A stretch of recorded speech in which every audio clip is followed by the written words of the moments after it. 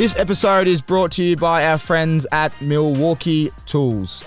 Outdoor power equipment gives you the power to clear, cut and maintain the outdoors without the petrol headaches. No pull starts, no engine maintenance, no mixing petrol and oil. Book a test drive now at milwaukeetools.com.au. Milwaukee, nothing but heavy duty. This episode is also brought to you by our friends at RIXX. RIXX is an Australian lifestyle brand founded with a mission to transform the eyewear industry by creating carefully crafted eyewear that inspires confidence.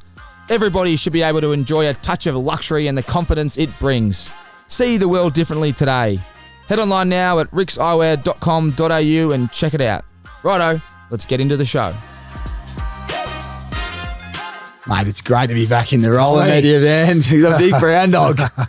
I thought there's only one way to start the season off, which is with the great man. We both have I've had a big stint. You're obviously over for 2 weeks, I reckon, or a week. Las Vegas, into Mexico, into the rest of it. Our great mate JK's wedding. We're going to touch on that soon. A few of the boys will be listening. They want the votes. They want you to just recap the trip. But mate, where you been? You're looking fresh. Yeah, it's been a good start to the year. Obviously that trip, but I've just got back from Tassie. I do the summer of racing down there. So Hobart Cup, which was a cracker a couple of weeks ago, and Launceston Cup yesterday. So always good fun, mate, to have a punt and a good time down there. I didn't see yesterday's races, but did you get a collect? Nah, I probably went into the marquee a little bit big-headed because in Hobart, I gave 8 tips to the marquee and 7 of them won. And it was a huge day, right? 7 of 8. And so I walked into Launceston, there's a bit of pressure on me. And to repeat the dose of what I dished up at Hobart, and I went 0 from 9. Oh. And mate, by the end of it, the crowd's booing me, abusing me. They'd all done their money cold. So yeah, I apologise to everyone that was down there yesterday. That's the way it always is. Was it a tough day though, where Ruffy's getting up? Yeah, left, right and centre. And mate, everything was just not going my way. So you have those days, you bounce back. Back on the horse tomorrow, no pun intended, mate. Yeah. How are you travelling, all right? Going well, mate. Going well. Nah, it's good to see you. I've just been planning out this year and excited to get back on the podcast and back in Melbourne. Big trip away, planning obviously what we're doing. But yeah, mate, excited. Just dominating. Just trying to get back into the gym. I just started trying to get fit. Went for my first run. I've nicked my calf. That's really? Yeah. I was in Newport, and I just thought I was on my own. I was like, I'm just going to start running as hard as I can. Yeah, you could just get this thing in your idea. Like, I'll just do 10K. No, I don't get that. Don't you lie? You've done something. We're going to talk about some extreme stuff this man's done in his life. I'm like, I want 10K today, and. So I got it, but then obviously I pulled up a little bit sore, and 2 days later I'm like, because on Newport there, it's the best run in the world, I think. And 2 days later, I ran about 7, straight on the flight. So landed, bit of golf on the Friday, helped Dommy Tyson out with his Clutch & Co. golf day there at Victory in Business. And then I didn't run till Tuesday, big weekend as well. I thought I need to sweat all this out. Bang, warm up, ping. Just a little injury too. Just a little nick. Haven't done one since footy. So really? Fuck. But anyway, so back in the gym, trying to put on some weight. Mate, no one believes me. I love that you had this in the car, strapped in like it was someone sitting in the front seat. This is your bread and butter. Mate, it's my favourite. The Malibu, and I get a lot of criticism for it because everyone thinks it's something you drink when you're 17, 18 years of age. But I still drink it now at 40. Little bit of ice and some pineapple juice, mate, all day. I took it duty-free over to Vegas. I just pour myself one when I got home. I know, man. I told everyone, I said, they're like, what's brown dog like? And I've already said that to you. I said, mate, what? Because we hadn't really ever met. Nah. Like, I know we'd sort of played against each other and met, but hadn't had a good session together. And we had a real good stint. Yeah, it was good. And I was like, mate, you are everything that I didn't think. You get as you'd know, everyone would see the footy side, like a big cuddly bear, the nicest guy, like drinking Malibus and lemonade and, they ran out of, you literally at one point said, I've drank these out of Malibu. Oh, yeah, they ran out of Malibu, that bar. What was it called? Doghouse. Doghouse. Ran out of Malibu, and I reckon I had a big part of that. Oh, well, I loved it because I rocked up. I reckon I hit Vegas about 20%. I had a big party down here. We were together actually. Yeah, New that's right, New the Year's Day. Yep, that's it. And I was pretty hungover from that. Yeah, Captain Baxter. And then when we rolled in, I was like, fuck, I just had enough of drinking beer. I just want to get straight into the voddies. And you're like, mate, Malibu and lemonade. I said, mate, get a couple more. Straight away, like a big Aussie bloke like you saying it. I mean, it's all good. Let's recap Vegas. It was my 17th trip. I thought it was 18. Yeah, or might be 18 now. That I was on 16 or 17, and I love it. I've been going at least once a year since 2006 was our first footy trip. I went with the Hawks, and as soon as I set foot in the place, I just felt at home. Gambling, good weather, good food, nice people, good clubs. You can do whatever you want to a degree, right? Legally, responsibly. But I just loved it. So I've been trying to get back there as much as I can, and it was my first Bucks party there though. That's dangerous. 4 day Bucks? Well, in Vegas. Yeah. 4 day Bucks leading into a wedding with 30 or 40 blokes, absolute reptiles. It's dangerous areas. It was that. Four's too much, isn't it? Nah. Don't you reckon? Oh, mate, I could have stayed. You could do a week. I could live there. Yeah. You love it so much. It's, and they love you. So when we rocked up, right, I thought, the boys have teed up. We're at Resorts World, the brand new hotel, apparently the best one in Vegas. We had no idea. There's a porn convention on. We're going to talk about that in a second, which was just random as fuck.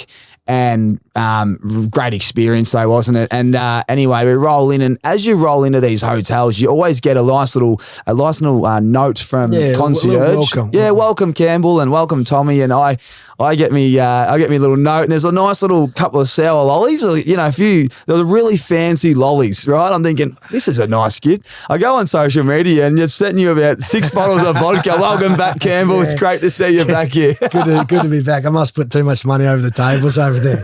But yeah, the AVN Awards, which is the Adult Entertainment Awards for the whole country. So we walk in to Resorts World lobby, day one, the Thursday, and I'm walking through and I'm going, fuck, there's a lot of familiar faces here, but I didn't understand why. I was having all this deja vu. And I said to one of the boys, mate, what's going on? I feel like I know a lot of these people. And he said, Brown Dog, the porn convention's here. And I was like, that's where I know them from. They were everywhere. Yeah, they were. But people the boys don't believe me. We got Sky Bree walking around. We got we know her name because she was probably the best I reckon I saw walking around the lobby. There was people, there's some unique characters getting around. A lot of fans as well. Like it was a genuine convention. You've got to be a real sicko to go to Vegas and be a fan just to hang out, right? To hopefully meet your favourite star. A few photos and signatures with your star. But on the was it the Saturday night that they had the awards? The awards, right? Hilarious. And a couple of the boys, they got the lanyards and they went up to the awards. And what struck me was picture like the Brownlow medals. Everyone's really dressed up, and you're in your little tables. Family, co-hosts, partners, right?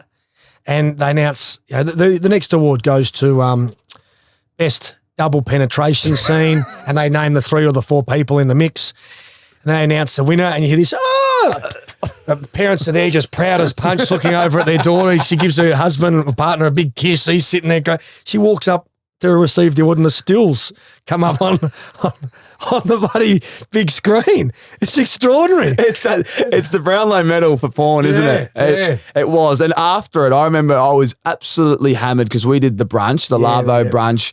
And then we went to the doghouse, and then we were going out to Zook that night. And just before we went to Zook, the porn awards had finished, and you could imagine the sea of people walking out. And I decided, well, let's embrace all these characters walking past us. Some had trophies, some didn't. Some were angry. Yeah. And we were pulling them up and pretending to interview them, say, how was your night? Did you win your, and they'd, the ones that lost, you've been robbed. And they'd sit there and pretend they're talking to you like you're on a phone. We were getting our phones out like we were pretending to record for a radio station. Scenes. And it was just scenes. It's hard to really. And purely coincidental, I believe. Like Like, well, there's one I think it was coincidental that we lobbed at the same hotel at the same It date. was like 2 days. Oh, by the way, lads, we've just realised that this is on as well. The And it was like- Hornado. the Hornado, he organised it, didn't he? Yeah, he did. The big Hornado did. And were you up in the room on the last night when he challenged me to a wrestle? Oh, you know what? I let myself down on the last night. I reckon I had COVID. I was gone. Yeah. But I've seen a video where the Hornado. Well, he got me. He nearly got me. He said specifically at the start, no pulling hair or eye gouging. And I went, yeah, mate, of course not. He's like quite a scrawny little guy. He's very scrawny And I compared to you. underestimated him, right? He's charged at me and he's actually got me. He's flipped you. And he's flipped me to the point where he was moments away from, I reckon, tapping me out, and all the boys are cheering. And I thought, well, I know that I said no eye gouging, but fuck this bloke. And I've reached around, mate, and I've gone knuckle deep into his retina. And he's gone, oh, you can't do that. And by then, mate, bang, rolled him over, gone. You know, you just got to do it. You can't let You've got to Hornado- do anything that you possibly can to win. I saw the footage and he had you cold and you were gone unless you did something dirty and you didn't. That's exactly what That's you how we did. roll, mate. Whatever it takes. That's great. Vegas, let's take ourselves out of the voting system to keep it interesting. There's a huge, as we know, it was a massive bucks, amazing wedding in Mexico. We'll talk about that afterwards. But who would take you 3, 2, 1 if you take both of us? Snaky Morris. Yeah, he's definitely 3 voter. I think we mentioned the Hornado. He was terrific. Had great ability to stay, the whole time. He was a stayer. Him. And Quilly, mate. Quilly would have to sneak into the votes for sure. So 3 for Snake.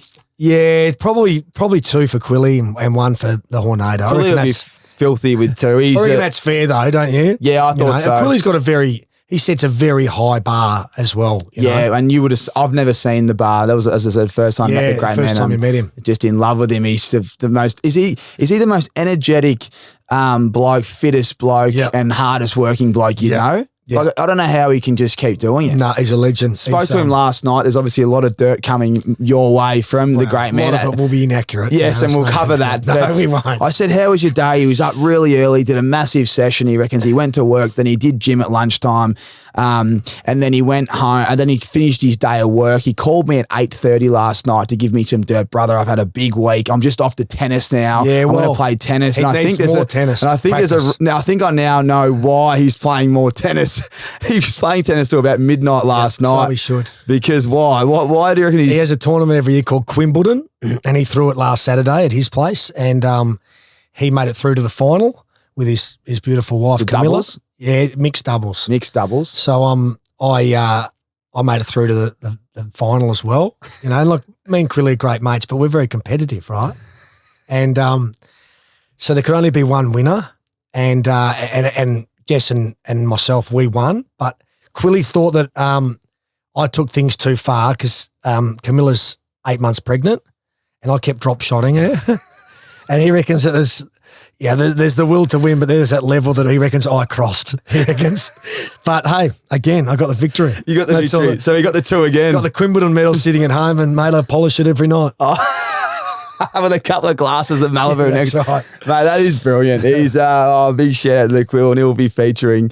And then, back to Vegas. I put up a thing yesterday with the Aces. We love, and big thanks to the Aces community. They always ask the best questions, and we'll do the mailbag at the end. But a lot of it was about Vegas. Was it? They just get Brownie going on Vegas. So if you've been 17, 18 times, what's your top 3 trips?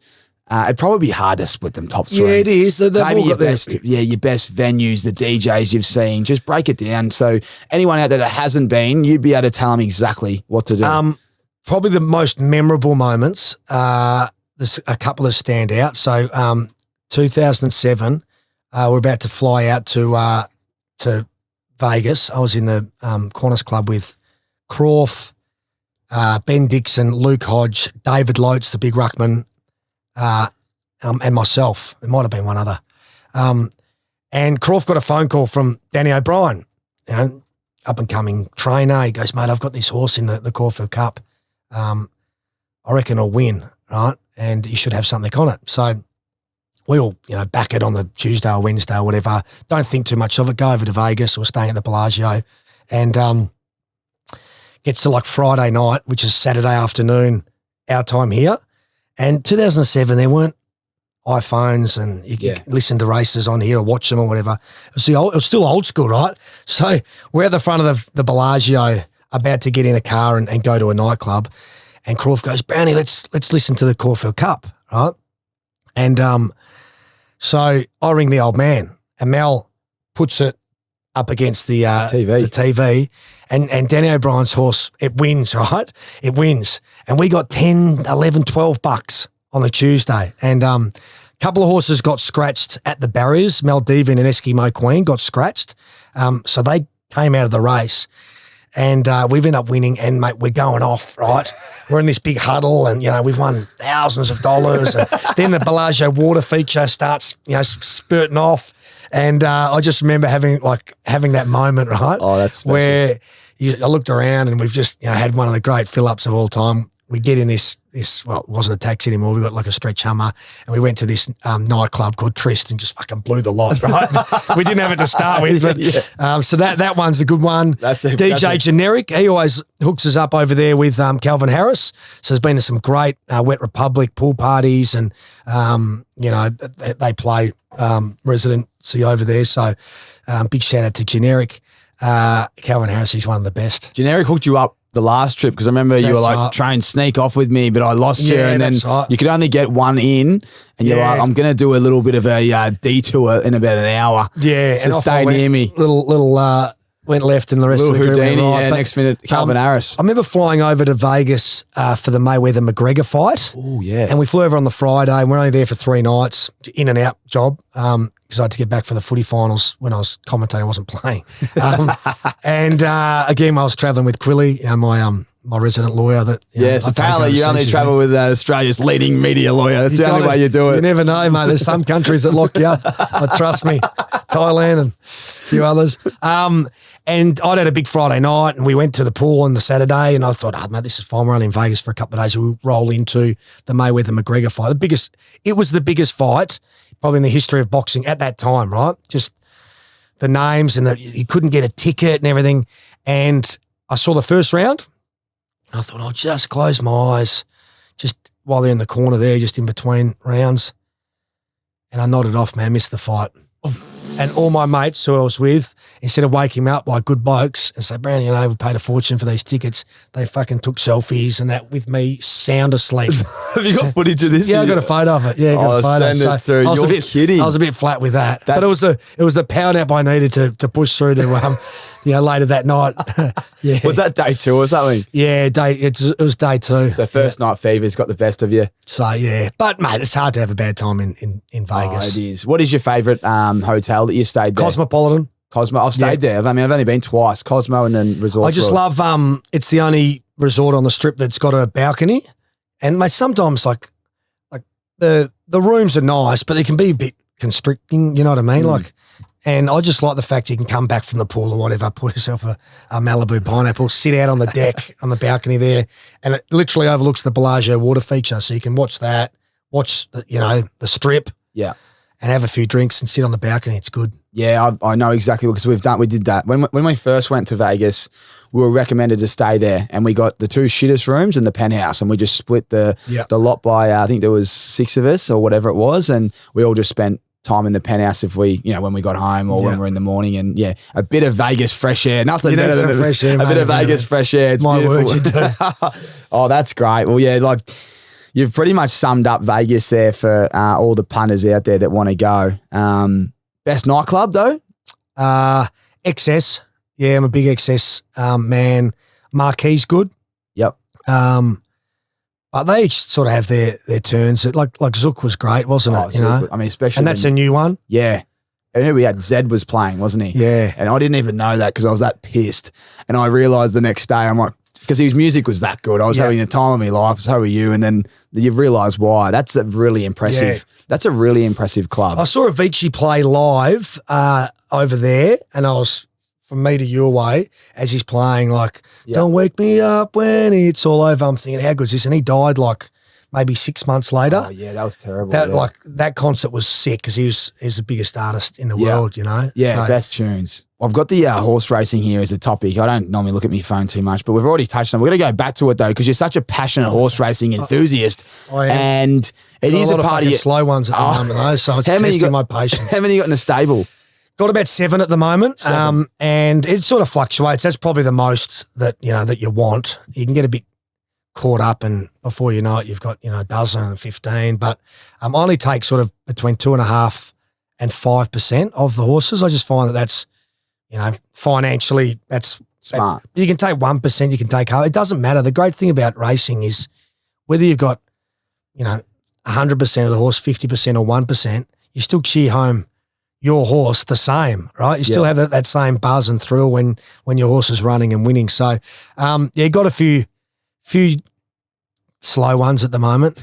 But, that makes the fast ones, they're hard to get. They're really hard to get. You have had a fast one. I did, I had one called Sweet Idea that won a Group 1 and won the 3-year-old Magic Millions. That was a night I spent in the Clink. Is it, up on the Gold Coast there. There's a good story behind that one. Is that worth telling, or is that a... Yeah, I could tell that one. I think you can tell that one. She was a freak, like a really good horse. Give people an insight if they don't know this horse, because it was... So we bought her at the Magic Million sales, Schnitzel filly, went to the Gay Waterhouse stable, and we knew straight away that she was a good horse. But as she sort of went through the grades, just kept winning and was as tough as teak, like get to the front and have that real will to win, like all great athletes have. Got rolled in the 2-year-old Magic Millions with 10 metres to go. I thought we were home. Right? You told this beautifully. And then we back her up for the 3-year-old the following year. And I was desperate to win that. I just got the arse from the Suns. So it was literally like my last hurrah on the Gold Coast. And I had all my mates fly up for it, and I got the favourite in the 3-year-old Magic Millions, and this is going to be great. And we backed her and backed her to win a stack. She jumps, kicks, fucking wins. Right, wins. I'm there. We're all there. Great night. And so I was feeling pretty generous, So I said to a heap of the guys, a lot of the Suns boys, we're going to go out for dinner, and I'm going to get a couple of booths at this nightclub, right? It was called Love. Maybe was it called East or Love? East. That's the one. East, down that little alleyway there in Broadbeach. So having a great night, and I got a text message from someone saying, "Oh mate, where are you?" I said, "I'm at East. Come along for a drink. We got a couple of bottles and everything's going great."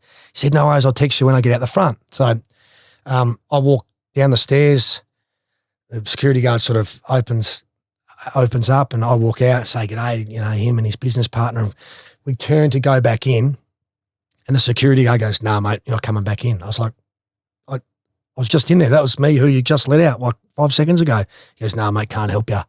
I said, "Well, that's fucking annoying because I got my credit card up behind the bar and all my mates are buying bottles on me and everything. So if you're not going to let me back in, can you at least cancel my credit card?" Because I'm not spending fucking more money in a joint that doesn't even want me there. Yeah. And with that, someone came down the stairs, plainclothes people that I assumed were management or something. And the guy I was with sort of put his arm around them and said, Brown, he just won the Magic Millions. He'd love to get back up there with his friends.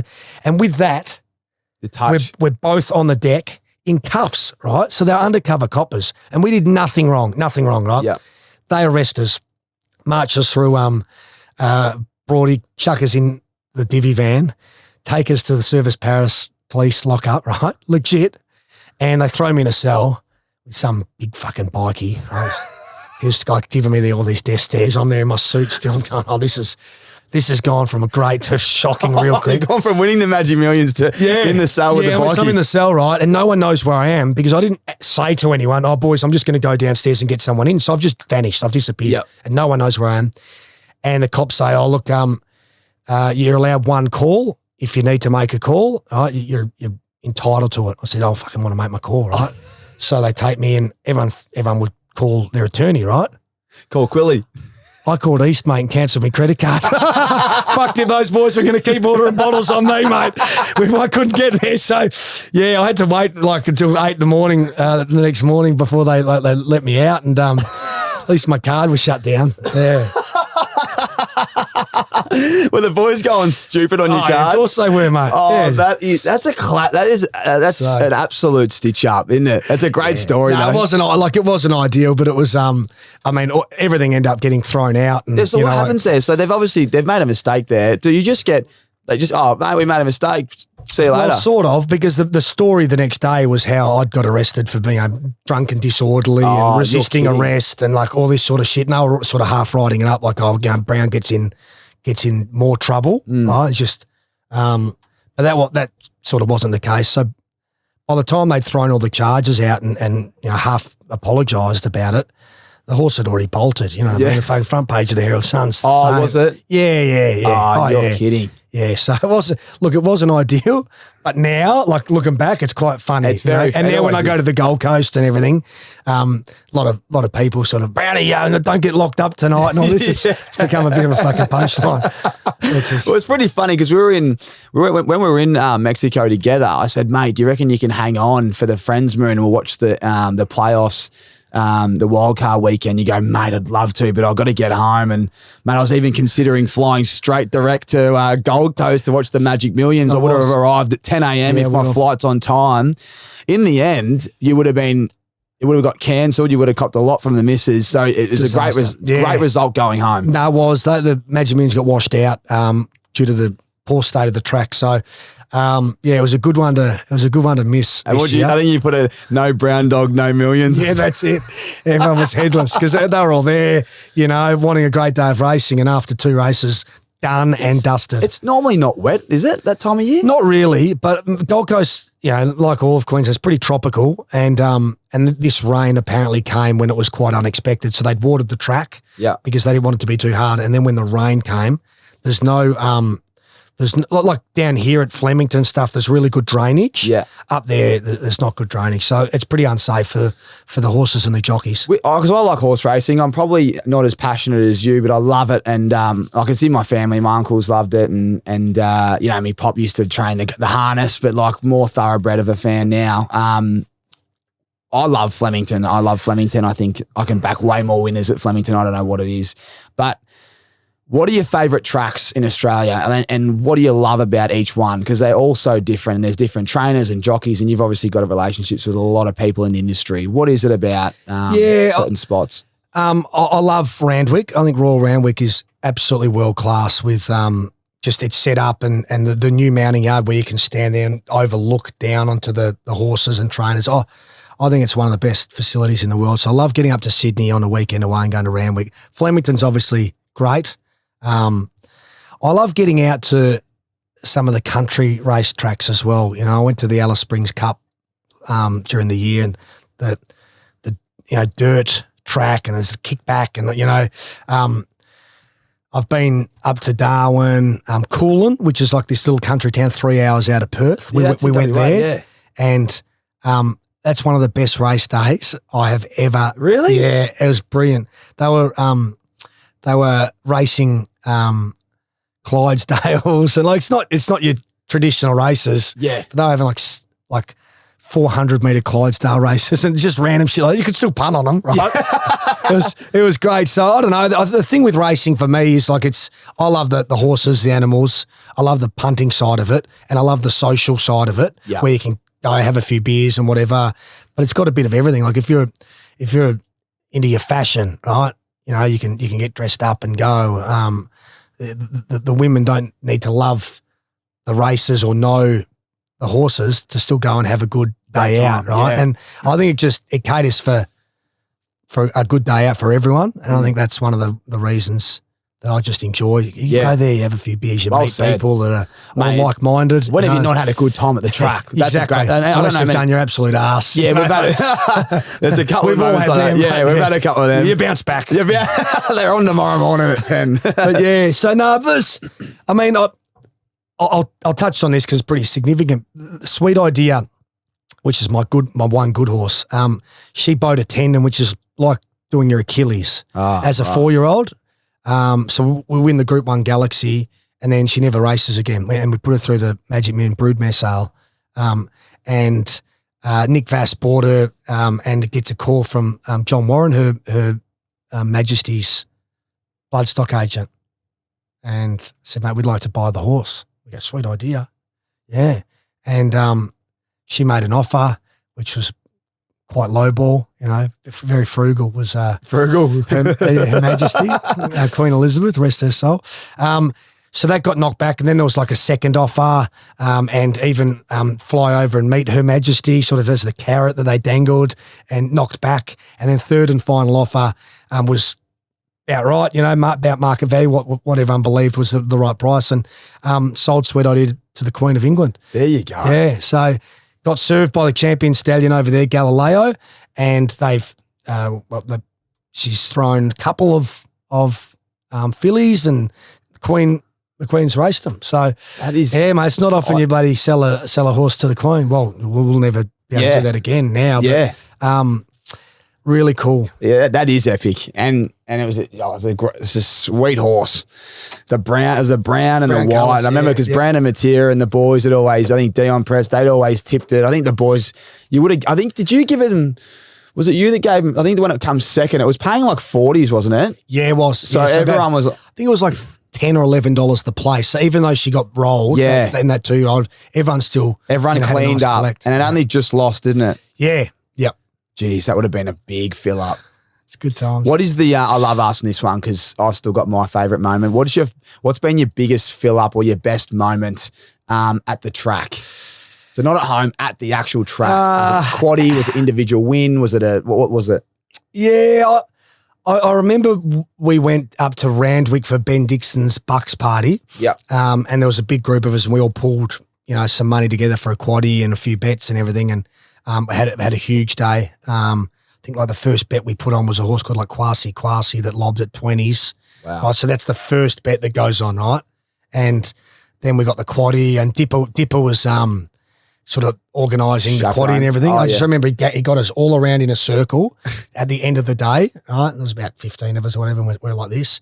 And he'd gone up to the tab to get the winnings, and he's just walked back into the middle and fucking went bang, right? And mate, I don't know how much was there, but there's 15 of it. There would have been, I don't know, 40 or 50 grand, Wow. So everyone won a couple of thousand or whatever it was. Special.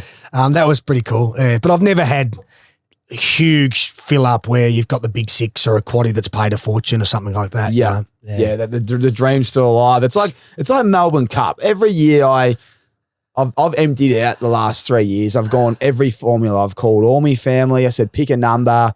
I've done out of the hat. I've tried my own trifectas, my own quinta.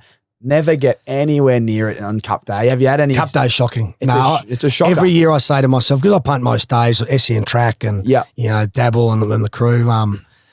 And every year I go, it's the toughest 4 days of racing. Like I think Caulfield Guineas and around it you can find some winners, but the 4-day Flemington Carnival, mate, is so hard.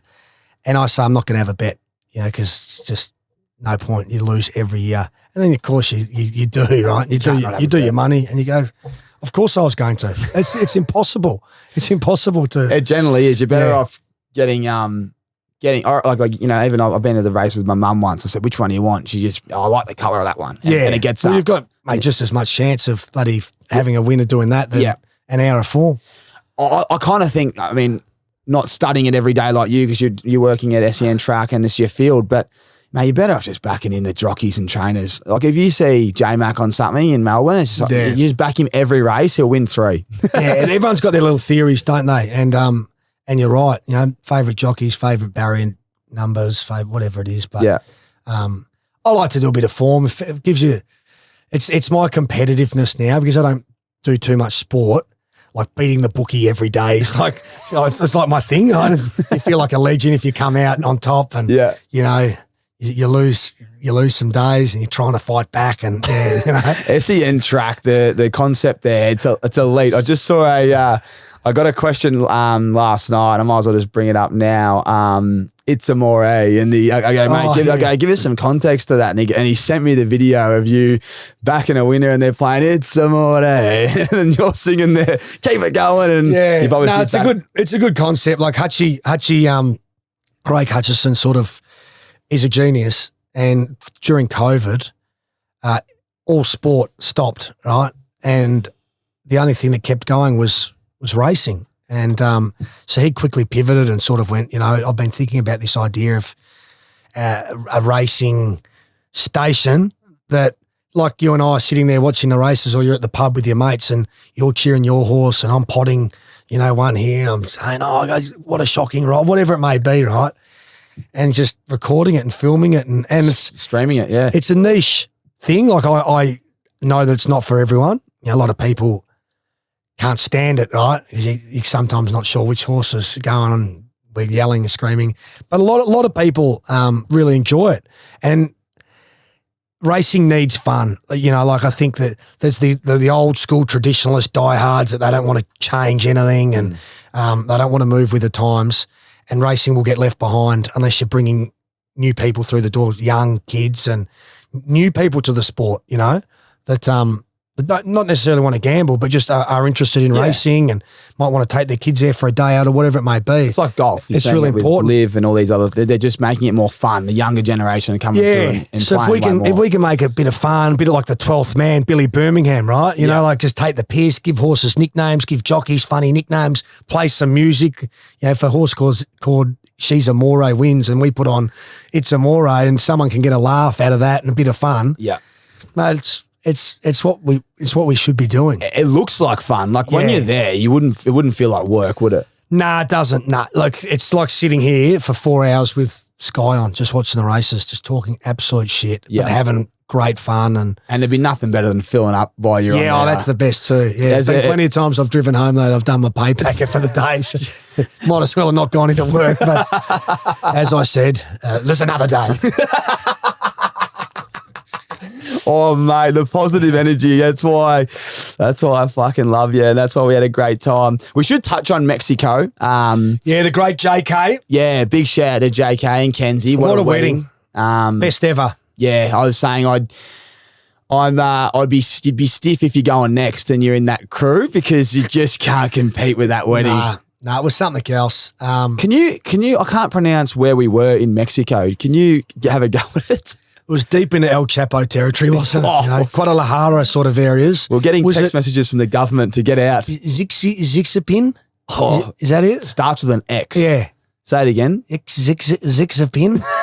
I think that might be right. I have no idea where it was like just underneath. That was something nice. I could spit out. 2 hours inland from Mexico City is the best way to put it. Yeah. What was the hotel and the wedding location called? Just a big Colombian estate. Wasn't Mexican, I should say, fucking in Mexico. Why would it be Colombian? Big Mexican estate. Yeah. No, but it was Spanish? Yeah. There was something. It was an experience. Going through the cornfields thinking, where the fuck are we? Yeah. And then bang, a huge mansion. And I'd never been to a wedding before that there was a tattoo artist there just to give tats to the guests. That was great. Hey, fireworks were outstanding. Fireworks. What about the electrocution machine? Yeah. That was fun. That was good. I remember me and Snakey, we had the... I think I filmed it. Yeah, you filmed us and we filmed you, but I'm like, man, I'm not letting go. Competitive juices, I'm not letting go till you let go. Everyone's here.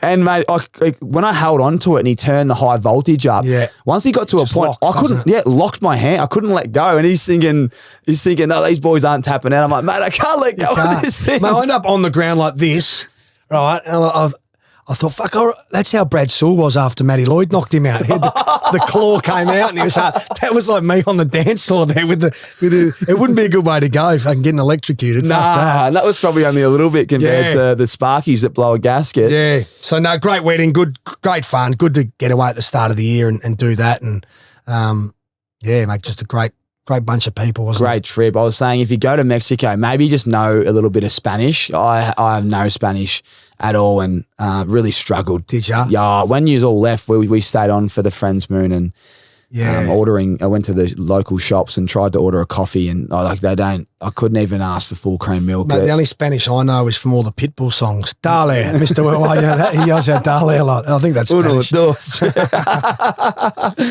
it was a great wedding and shout out to JK and Kenzie because it was an incredible experience. Now, I want to keep talking footy trips. This is how I'm going to flow. We're going to go to give you an insight because you got stories for days. We could sit here for fucking hours. Footy trips, and then we'll go into all the experiences that you've done. People wouldn't know about it, they might, but you've done some incredible challenges in your time. And some that people, I don't even think people would, attempt. So I'm really keen to get into them. But the Thailand one's the one that I'm really keen to tap into because of the events that transpire afterwards with your old man, and becomes the most famous clip on social media, really. Talk us about a few footy trips, but Thailand in particular. So I love footy trips. Like, you play for finals and footy trips, and getting away with the lads after a big year, I think's important. Like, I understand why now modern society and, we're becoming that bloody politically correct that they don't like players and clubs going away and doing it. Because there's the element that things might potentially go wrong, as it did in Thailand that night, and we end up, a few of us end up in the clink in Thailand. But I will say that I always felt when I was in Thailand prison pretty comfortable, because all I knew was that I just needed to offer him some money and then I'll fucking get out, right? So when we called the captain down of the station, he got out of bed at like 6 a.m. to come down. We negotiated this fee to be released. It was like 15,000 rupiah or whatever it is. It was a fair bit of money for them, and we shook hands, and he uncuffed us and let us go. I said to him, mate, I would have gone to 40,000 rupiah. And he was fucking filthy. It was filthy because he realised that he'd cut himself half short. But that's the one. But that wasn't ideal, obviously. It was my first year at the Gold Coast Suns, and they probably only had quite positive publicity, leading up to. That was the first sort of real big incident, and I got stripped of the vice captaincy. Oh, they pulled the captaincy of vice captaincy from that. Yeah. It was just unfortunate, mate. Like, it was avoidable. Yep. Yeah. I was stepping in to try and help a couple of the young guys, and things escalated, and there was a bit of a blue, and I ended up finishing the blue. It was all over. Don't start them, just finish them. That's the old say, don't you? Yeah, but anyway, we ended up getting arrested, so it wasn't great. But that was one, and then obviously over in LA with the Maisie stuff that ended my career ultimately. Was not ideal, but that led to Mel's outburst in the garage there, which has become quite an iconic clip. That is an iconic clip. Back to the first story though. There's a clip of you. Was it in LA or was it in Mexico? No, that's in Thailand. Thailand. Sorry, I kept Mexico. I kept saying Mexico. Thailand. Who took that? Like, how did they get footage of you back then? Yeah, so one of the guys that was sort of involved in the incident, he was a guy from Perth, and he came into the station and took a sneaky little photo without anyone knowing. Do you think if he doesn't take that photo, it's not a big deal? Well, if he didn't, it was still going to be newsworthy, but it looks way worse if you have video or a photo, right? Yeah. Because it just amplifies the paper space. Yeah. That gave the Herald Sun and our mate Justin Quill. Oh, this isn't anyone. The ammo to go bang, front page, bang. And the photo's horrendous, right? Like, yeah, I saw it because I didn't realise. I Googled it and said, oh, yeah, with a big shiner on the left cheek and you bent over a tail. Yeah. It looks way worse than probably what it was. Shocking. Quilly leagued with that and gave it the green light. So that was before I met him. So people don't, to touch on this, because this is hilarious. So he's pretty much cost you your career, now you're best mates. He's the head media lawyer for not just the Herald Sun, but I think he's the best in Australia, as he would say. News Corp, yeah. Number one media lawyer in the country. And so that would have been 2011. Now, I hadn't met Quilly yet. Right. I met him about 4 years later. And there's a direct correlation between me meeting Quilly and then never being another bad story about me ever printed again. That's because he goes everywhere with you. Yeah, but I'll say, and he's a great guy. One of the funniest fucking things of all time happened last year at the Super Bowl, because we went over there to LA for that Super Bowl last February, and JK, who we just talked about the wedding, he had 3 Super Bowl tickets, right? And there was him and Kenzie going, him and his fiancée, now wife, and there was one spare for Quilly or I, right? And I was pretty blasé. I said, oh, look, mate, you know what? Like, I'll come over and go to the parties and have a good time. I'm not overly fussed about going to the Super Bowl. I'd love to, obviously, if a ticket arrives. And he goes, we'll work it out. So on the Wednesday night, we get blind and we come back to JK's place in Venice Beach. And Quilly goes, mate, that ticket for the Super Bowl, let's play paper, scissors, rock. Right? So great. And the ticket was like worth $7.5 US. So we're playing this game, 3 a.m. in the morning, paper, scissors, rock for this Super Bowl ticket. And it gets it 2-2. And I'm just about to do it. And Quilly goes, what are you going to go? Right? So I'm going to go scissors. Right? And he sort of takes it in, walks off. And I can visualize this. And I'm thinking to myself, okay, so I've told him I'm going scissors, so he'll 100% think that there's no way Brownie will go scissors because I'm going to double bluff him here. So paper, scissors, rock, right? And I go scissors because I'm a man of integrity in my word. And he's going, mate, he did rock, bang, got me. got ya. Won the ticket to the Super Bowl. He's celebrating. I was fucking ropeable, right? I go to sleep. He was covering a big case back here in Australia on the Thursday and the Friday. So the next day, he was working downstairs on a laptop working, doing this thing. Thursday night, everything was going great. They were going to get the hearing would end and he'd get the result on the Friday, right? And Friday night, I'm out having lunch and a few drinks. He rings me and goes, mate, things haven't gone the way that we would have liked with this hearing. I've lost and I'm going to have to fucking fly home tonight, right? And I go, mate, I'm devastated for you. You want me to drive you to the airport? Because guess who got his fucking Super Bowl ticket? And it was a great game. So he was flying over SoFi Stadium, right? See you later, mate. The 12 hours before the Super Bowl, where he had a ticket, and the little brown dog just sneaks in, mate, slithers through. And that right there is proof that fucking good things can happen to bad people. That's a fucking cracker. Oh, mate, that is a cracker. I could imagine how devastated he would have been. He was. Oh, he would have been so flat. What were you going to do if you weren't going? I was just going to go to a bar and watch it. Yeah. Oh, So, what a game it was. Great game. And they reckon it's the best stadium. I haven't been there live, but watched it. Yeah, I made sure that I sent Quilly heaps of photos and videos of the halftime show, and he got a full rundown. Like, that is brilliant.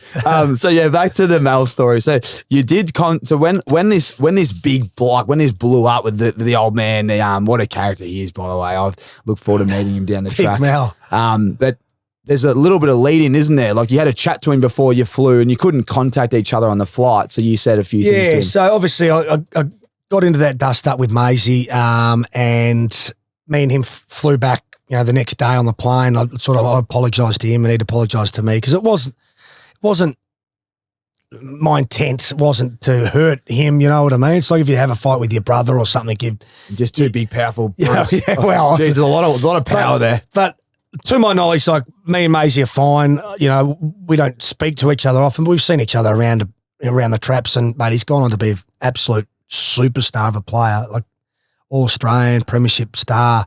And so the lead into that was I rang my old man, right? I was like, look, this is what's happened. We're in LA, told him the story.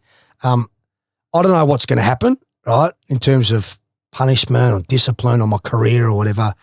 But if you can just say no comment and just keep your mouth shut, that'd be great, because I knew that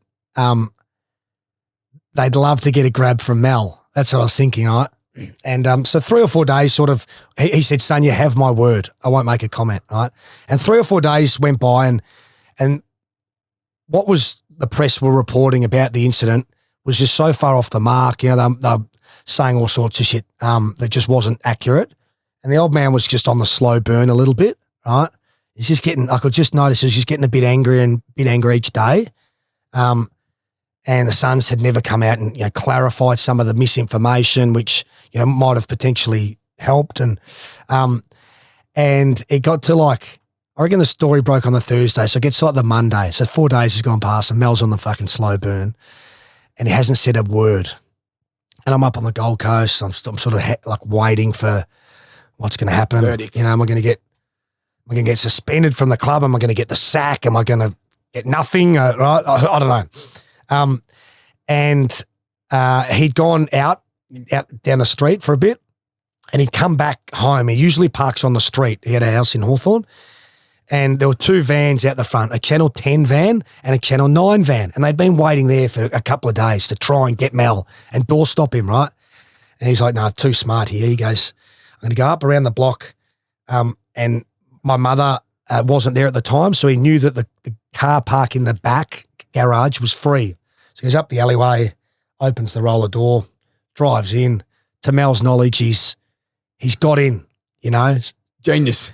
And eagle-eyed, very young cadet, first week of her job at Channel 10 was a young Chanel Vella, who's now the Channel 7 court reporter and does a great job. She's seen Mel go up the alleyway, right? And she said to the cameraman, oh, come with me. So they've sort of snuck up the alley. And as Mel's trying to put the roller door down, she comes in, camera's rolling, right?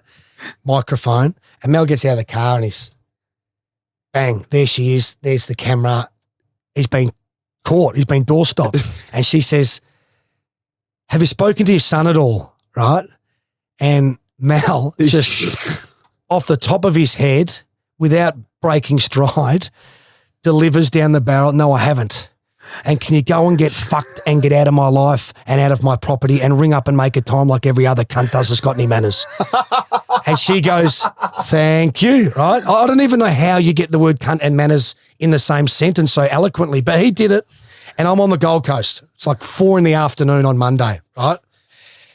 Oh, the old man's ringing. Hello? He goes, son, I've made a comment. And mate, that was it. That was it.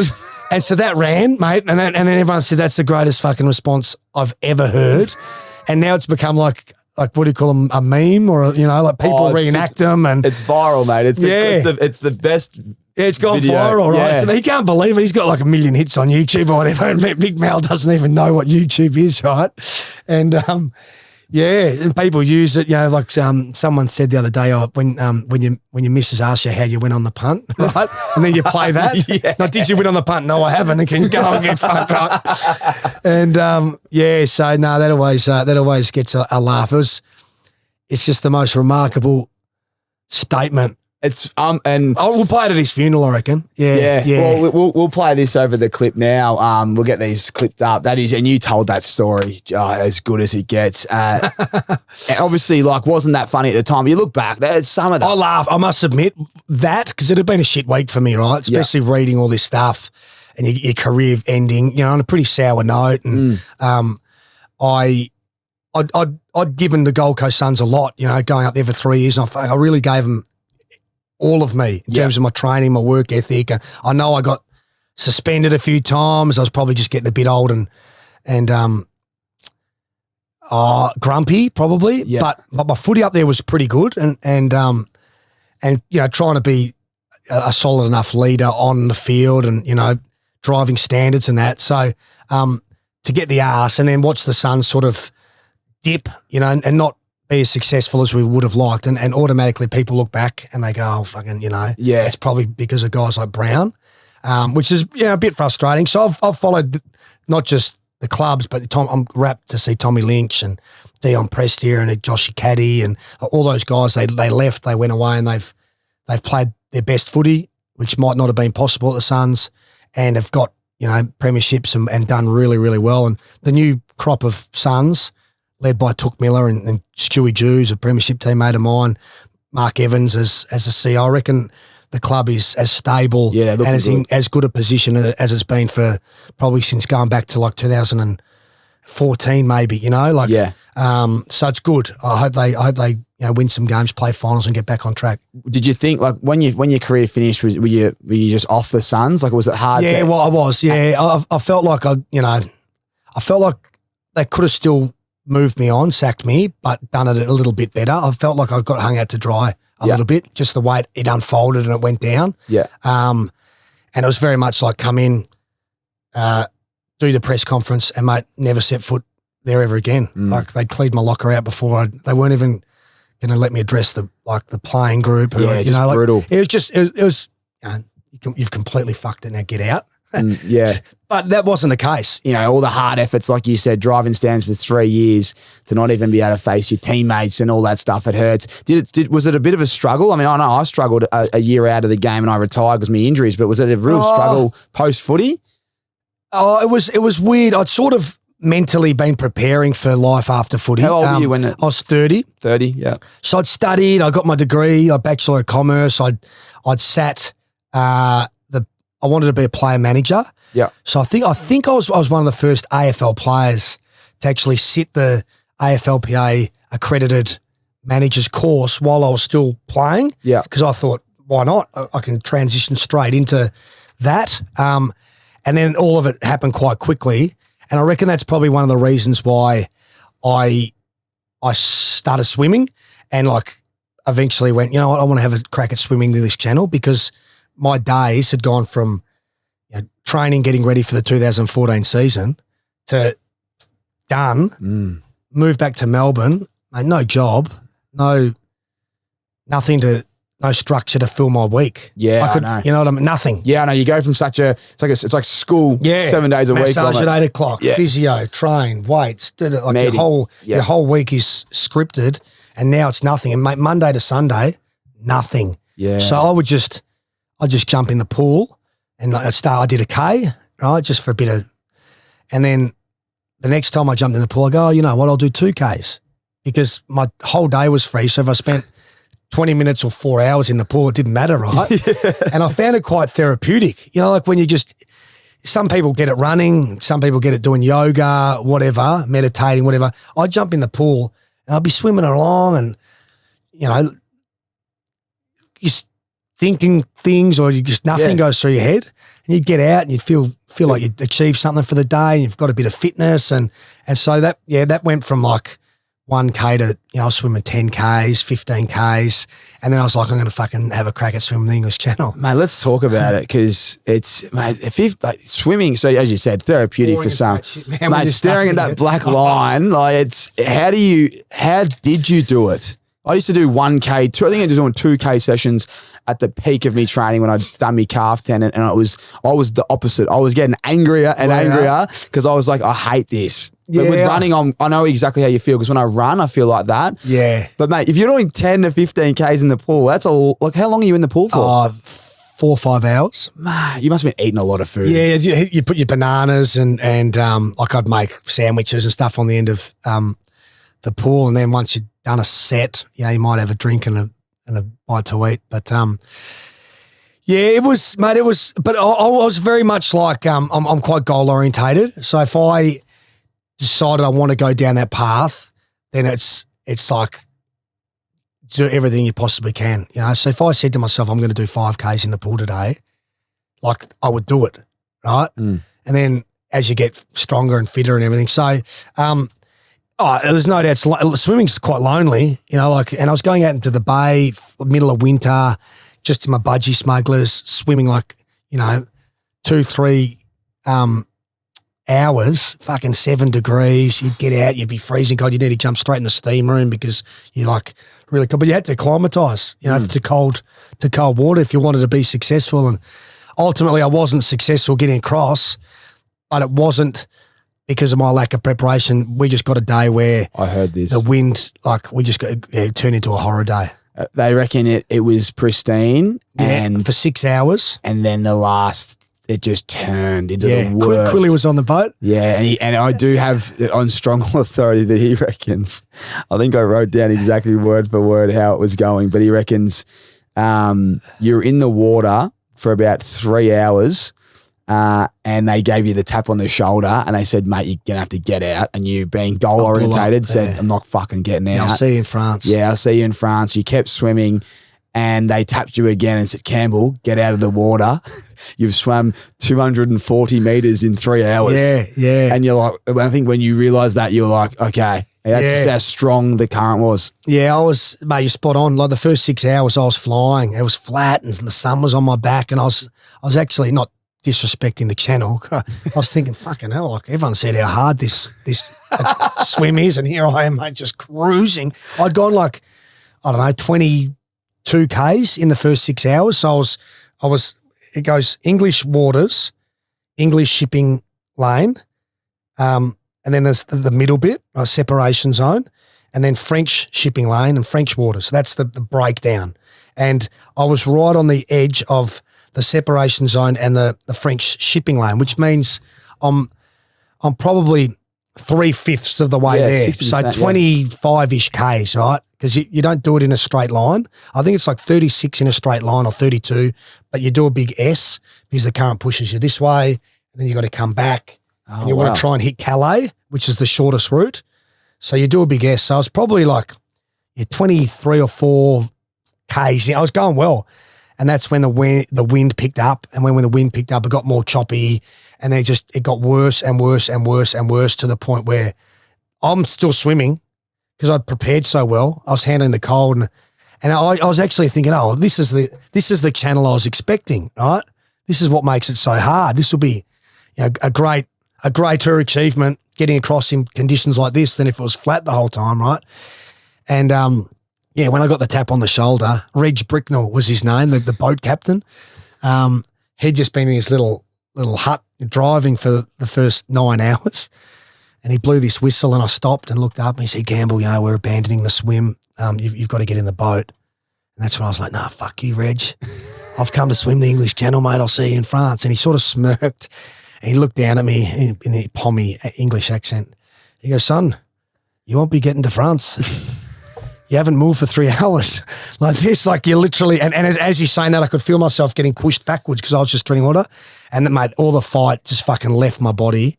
And I knew then that, mate, that was over. So I got in the boat and yeah, mate, no one got across that day, and that's a stiffer disaster. But what an achievement, just trying to get there, and a bit of fun. But more importantly than that, I reckon it helped my transition out of footy for that 18 months because it gave me something to train towards, something to look forward to and focus on. And everyone's different, but for a guy that's goal orientated, like that was quite important for my end of footy. Yeah, well said. I don't know many people. I mean, a lot of people do different things. They go back to the paddock, or they go get paid some cash, or they go to Ammos or whatever. You've just obviously gone straight into that, the English Channel. Now, when you got on the boat though, there's a story where did you throw up in a bucket? No, I didn't throw up. They wrapped me up in like the hypothermia silver sheet. It was pretty cold. I think my missus might have vomited in a bucket. One of my mate cousins, he was locked like downstairs in this like area that he couldn't get out of. Mate, there was waves coming over the boat. Like he texted his parents and said, I think I'm going to die. Like this boat's going to capsize, and I'm stuck in this little enclave in the boat. I can't get out, so we're all going to die. But I was just there like unconscious from fatigue, right? So I didn't give a shit. I was just like, just fucking get me home. What a disastrous day this is. Apparently the bucket like kicked and it was the vomit went all over. I went all over my sister. Yeah, mate. Yeah. Sounded like a disaster. Well, the boat on the way back was fucked. But extraordinary effort. Like and it's not, and that's the only thing. That's what I was saying. You've done a lot of other things. I tell you what hurt me though. Less than 1 week later, a 13-year-old kid from Brighton did the crossing, right? Got across, and then a week after that, a lady called Chloe McArdle, who's one of the best marathon swimmers in the world, did a triple crossing. She gets to Calais, does a tumble turn back, and mate, you don't reckon that Spud Frawley and the boys on Triple M, where I was working at the time, didn't have a fucking field day, mate, about me not getting across, right? And then a 13-year-old kid, and then a triple crossing, mate, within weeks of each other. I copped it for that long. Because you put yourself out there. I remember you had the old memo. I said, oh, look at this. He's doing it. Campbell's on the front page. He's going to go do this, achieve this. Yeah, and we raised money for the Shane Warne Foundation too, for $100,000 for the kids and everything. So, it was bloody, and you can't bite back, right? Like, would you go again? When they're giving it to, look, I'd love to. It's something that's sort of just sat there, just burning away. Because everything I've ever put my mind to, I've achieved. Right? If I wanted to get a degree, I went and got it. If I wanted to play footy, I went and got it. All these things, running that marathon in Antarctica and climbing Mount Kilimanjaro. So this is the only thing that I felt like I fucking have failed at. and quite publicly, right? Yeah. So if I did it again, I wouldn't tell anyone. Oh, undercover. I'd just train my ass off, go over it. But I need a shoulder reconstruction. I've got kids now. It's a bit Life's hard. just got in the way a bit. Yeah. But if you want to achieve something bad enough, you fucking find a way to get it done. Oh, it's a good effort. Running a marathon in Antarctica, is that very tough? Yeah, that was solid. Well, to swim the English Channel, I had to get quite fat. So I got to 98 kilos of fat, right? Because insulates your organs, so it stops you getting hypothermia and makes you more buoyant, right? So I enlisted or hired Billy Brownless to be my dietitian. He did a great job getting me to 98 kilos. And so all of a sudden I'm as fat as I've ever been, right? And it was for a cause, so it was fine. It's a bit like being a method actor, you know what I mean? Like that's what I needed to do. So but then I was like, it's like, fuck, now I'm like, all I've done swimming for 2 years. I was quite unfit in terms of, I was fit in the lungs, but not fit running or anything. And I'm fat. Yeah. Right? And, and by then my hatred of running had sort of dwindled a little bit. I hated running after footy, but now I hadn't run for a couple of years. So now I just started to go for a few jogs and everything. So I was like, oh, I'll run a marathon. Oh, that's a good one. But I was never going to run like the New York Marathon or the Melbourne Marathon. I just found like the most fucking ridiculous marathon of all time. And then what do? I ring my ridiculous mates. Quilly, he's there again. He's getting a lot of features. He's going to love this. Tommy Little, another mate of mine called Lockie Spark. And we were like, I said, I'm going to Antarctica in December to run a marathon. And they're like, we're in. So we just trained, flew to Punta Arenas, which is right down the bottom of Chile. Got on like a Russian Halusian old airline plane, and they fly you over. It takes about 4 hours. You land on Union Glacier. They set up tents, and there's like a little makeshift city there for geologists and hikers and, you know, all that. And we flew down. There's about 40 of us, and did the marathon, which was bloody solid. So when you set up, you're camping in like a glamping tent. Yep. And how far is it again? Well, the marathon's 42.2. 42.2. And we were meant to be there for 2 nights. We're going to fly in on the Wednesday night, do the marathon on the Thursday, and fly out on the Friday. That was the schedule. And they're looking at all the maps and the weather, and everything's quite important. So they said, oh, you know what, we're actually going to fly in on the Tuesday because there's some bad weather coming. So we thought, great, we'll get an extra night on Antarctica, Tuesday, Wednesday, Thursday. And then they're like, oh, the weather's come in early. 2 laps of a 21.1 kilometre course now needs to be 4 laps of a 10.6, whatever it is, because of visibility and everything, right? And I didn't know this, but Antarctica is like the driest continent on the planet, right? So they don't actually get a lot of rain and snow, but it's covered in ice. So the night before we do this marathon, mate, it fucking snows for 20 hours, and the beautifully manicured course that they'd done for us was like 8 inches of snow. Oh. So that went from being like doing the run on maybe bitumen, it's ice, but it was manicured, to doing a marathon in soft sand. Yeah. Because every single step we would fall down. And then again, mate, so your hip flexors and glutes. I was going to say, mate, did you strain anything? No, I didn't. Quilly pinged his calf at the 20K mark and he kept going. That's a good effort. Yeah, it was a great effort. Did you beat Quilly that day? I did. Yeah, I did. A bit of a theme going on here. He says he did his calf and a real mate should have slowed up and run with him and helped him through. I fucking just took off. But like time was irrelevant for the run. Like a lot of people go, oh, you know, you've done a marathon. What time did you get? Oh, I want to get under 3 hours or whatever. This one was purely for me about, I've never done a marathon. I've certainly never done one in Antarctica. Now it's tough conditions. So I did it in like 5 hours and 40 minutes, which is fucking slow for a normal marathon. It would have been so tough. But I just wanted to complete it, which we did. And the weather was so bad that we got stuck there for another week. What? Week. I didn't know this. Yeah. Another week. Yeah. Yep. So we're there like for like 10 days all up, maybe 9 nights. And And we're starting to stress a bit, right? Because now it's close to Christmas. Right? Yeah. And we've all got loved ones. We wanted to be back for Christmas with our families and stuff. And everyone was starting to get a bit, we'd run out of alcohol down there. It's fucking disaster, mate. I snuck into the kitchen one night and was drinking the wine that they put in food, you know? The red wine. Yeah, mate. Just trying to get my hands on.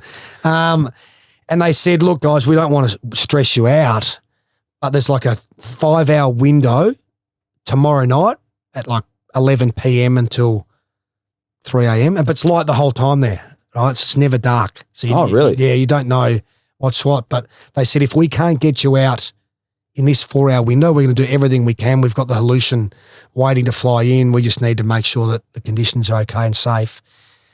I'm really sorry, but you'll be here for another week. And we're thinking, fuck me, like this will be 2 weeks in Antarctica. We're meant to be there for 2 nights and we'll miss Christmas.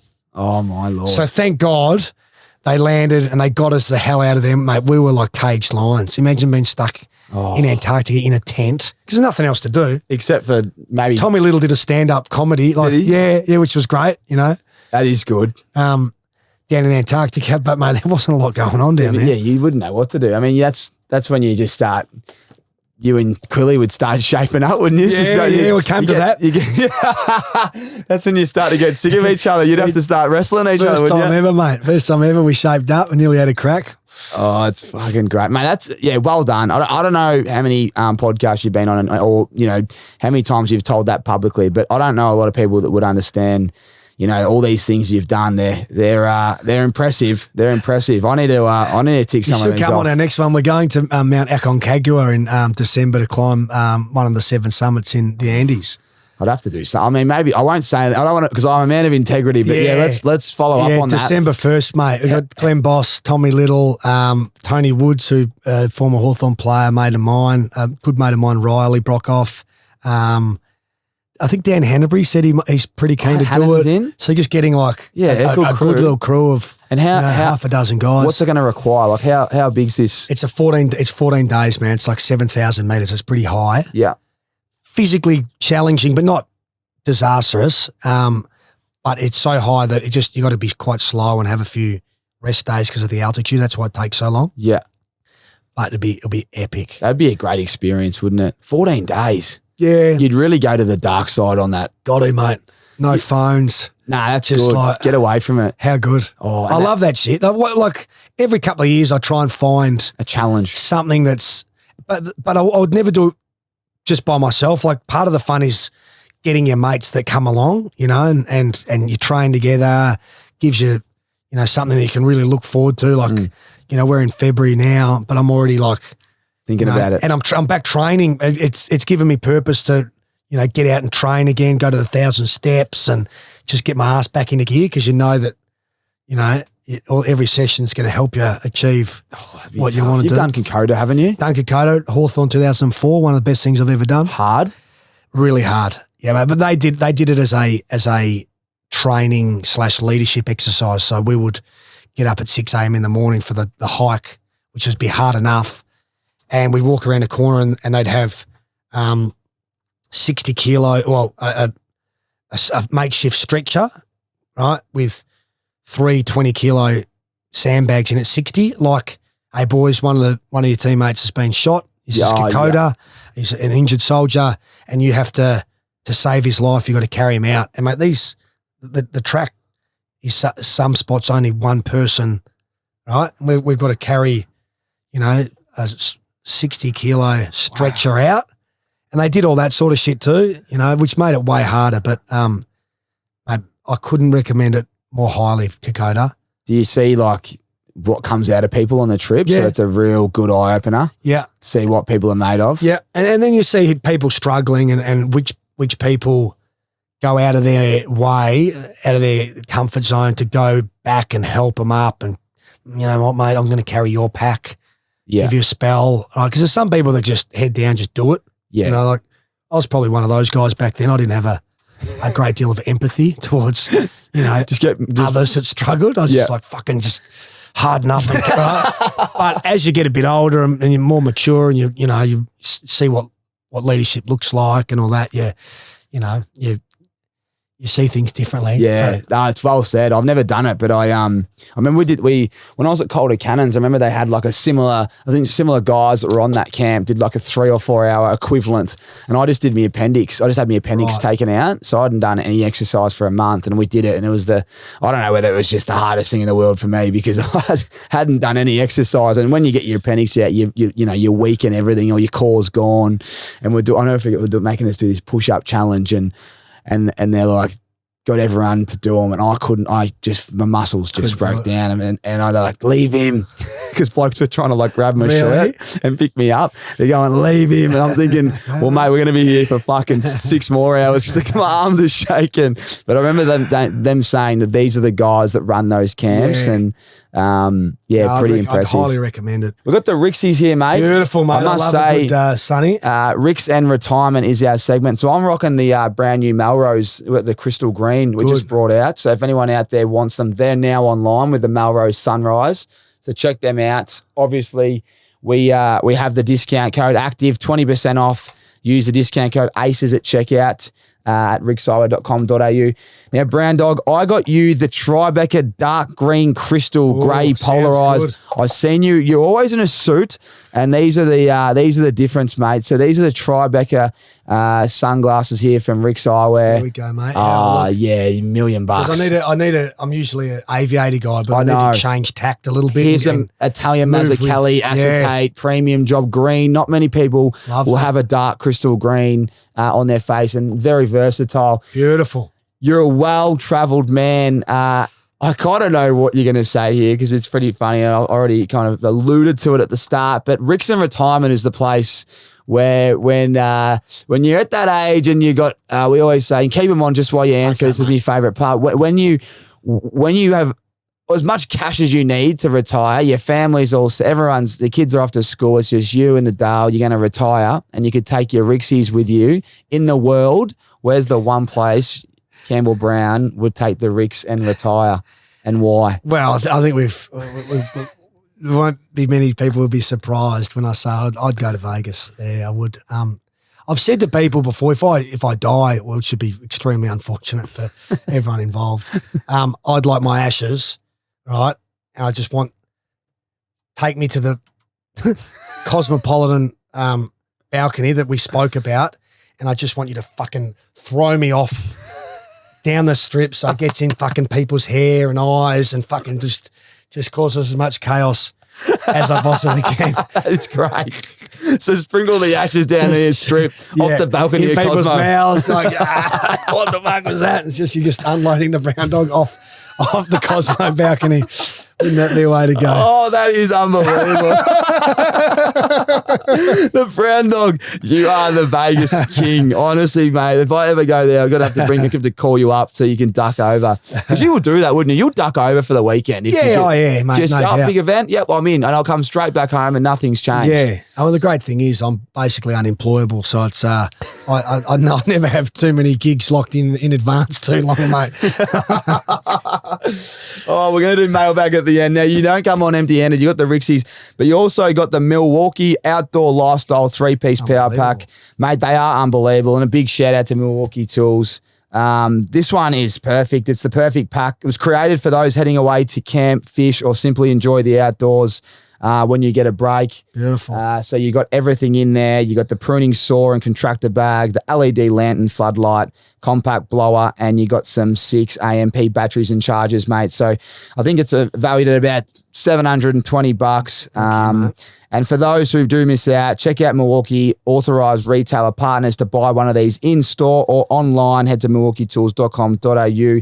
Nothing but heavy duty. So Brown Dog, beautiful. That will be coming home with you, my friend. Good on my property. Who is the biggest MILWAUKEE tool you reckon you've played with? And sometimes people don't understand. When we say tool, it's a good thing. It's always the guy in the locker room that you just love, that always brings the energy. He's that tool that always made you smile and brings the boys together.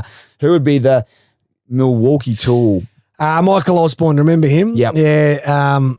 Number 7, I think, for the Hawks. Was it 7, maybe?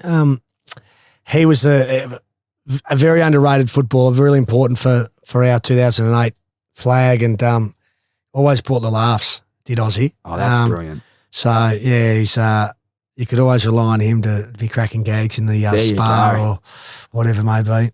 There you go. Well, the Aussie Osborne Milwaukee tool of Campbell Brown's football career. There you go. I'm trying to work on because remember there's a show. I can't remember what it was. It's a tool of the week. So I don't want to steal. Yeah. I don't want to steal their segment. We're going to come up with it because some people get a bit scared to say who the tool is. That was the Channel 10 show before the game. I used to love it. Andy Marr and that. One of my favourite tool of the week was one of my favourite segments. But yeah, I loved it. The tools in the locker room sometimes crucial. Exactly what you need, especially after a big loss. Now, the mailbag, we finish here. Again, a big shout out to all the Aces. It's going to be a big year. And when we put these up, when we know we've got time and our guests are coming on, we love your questions. So there's been a few here, and I'm going to read them raw because I read them last night, and I'll skip a few if I've already touched on them. Fire away. Here we go. Fitzy, I think it's L_Fitzy. What was the best part about playing in the EJ Witten game and the after party? It was just great to be playing with all the legends. I mean, obviously, it's a great cause, prostate cancer and everything involved around males' health. But yeah, like a lot of the guys that played were before my era, and having guys like Rexy Hunt and those guys as your coach, Dermy, just a good piss up, mate. That's just great. A really good piss up and good fun. That is fantastic. What's better? Here we go. Coffees and frothies. This is a fantastic question. What's better, a Hawks premiership or being captain of Australia's Kabaddi team? Kabaddi team. Oh, definitely the Hawks flag. Like that was a lot of hard work, blood, sweat, and tears went into that one. And that's what I dreamed of as a kid. But I tell you what, mate, when you fly over to India, you're in Ahmedabad and you've just shaken hands with the Indian Prime Minister and you link up. And you hear the national anthem and you're the captain of your country. It's a great moment. The only thing that probably spoiled it for me was I had no fucking idea what Kabaddi was, and I didn't know the rules. So there was an element of trepidation there because we just got our ass handed to us by the Indians who knew the game quite well. What is the game? I actually forgot to ask you. There's on my script. I misread it. What is it? I only literally found out about this 2 days ago. Kabaddi is like British Bulldog. There's 7 a field on this like little sort of maybe like a tennis court type field. One person who's called the raider will go into the opposition's territory and you have to chant Kabaddi, right? And Kabaddi, Kabaddi, Kabaddi, Kabaddi, Kabaddi, Kabaddi. And you go on there. If you stop chanting, you lose. And you need to try and get points. And the way you get points is you can either get your foot deep in the one of the back lines. It's a bonus point. And then every person you touch or tag or whatever and get back to your side before you get fucking maimed, right, is how you get points. So you want to try and go in there and do these spins and look all, and try and get them and then get back. And, mate, we just grabbing legs, chicken wings, and grab them by the hair. Just stop them any way you possibly can, right? And you got to chant the whole time. Gubbity, gubbity, gubbity, gubbity. So really weird game, but a bit of fun. And like British Bulldogs, right? You want to try and get through and not get tagged. Did you clean a couple up? Yeah, I got carded. I was getting a bit frustrated with we were getting beaten by the Bangladeshis. The skipper had to make some noise. I was one out because when you get touched, you're off.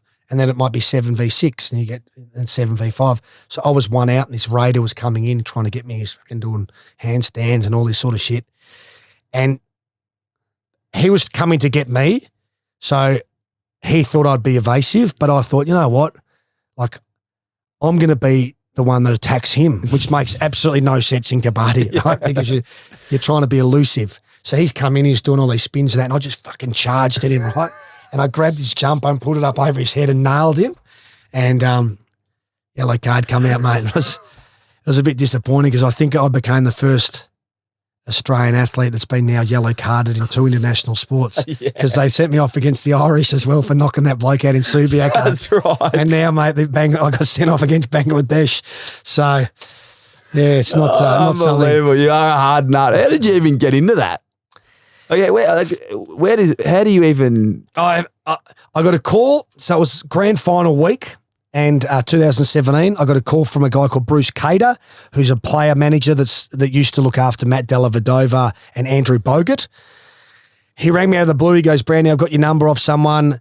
I've got this really sort of weird, out-of-the-box scenario that could potentially mean, coming to India and playing this sport for Australia. It's called Kabaddi. I said, what is Kabaddi? And I said, mate, that sounds interesting, but like, when are we going? And he said, oh, yeah, it's short notice. We're going like next week. And I was like, fuck right, like, I'm going to miss the Caulfield Guineas and the Caulfield Cup, right? I'm not going. Can't go, And like 2 days later, he rang me back. He goes, Brownie, how would you like to be the captain of the Australian Kabaddi team? Right? And I went, like, chest came out. Like I always dreamed of like putting on the baggy green and everything.